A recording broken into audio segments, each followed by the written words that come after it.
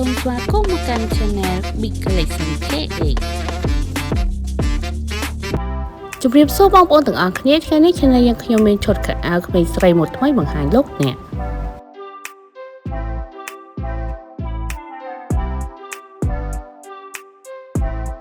ឈុតខោអាវនេះផងដែរមានអាវវាក្លៀកនិងខោខូវប៊យអាវវាក្លៀកនេះជាប្រភេទសាច់កណាត់យឺតនិងសម្រងខ្លីផងដែរ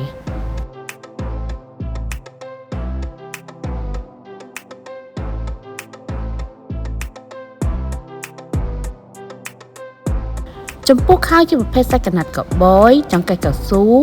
មានឡាយជាមួយនឹងក្រណាត់ឡាយអក្សរជាមួយនឹងត្បូងសងខាងផងដែរហើយក៏មានហៅប៉ៅ2ផងដែរ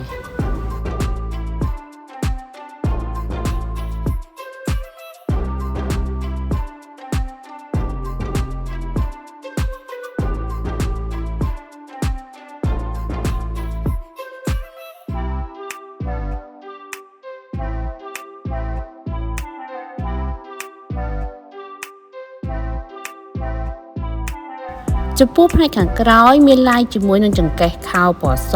និងមានហៅប៉ៅ2សងខាងផងដែរ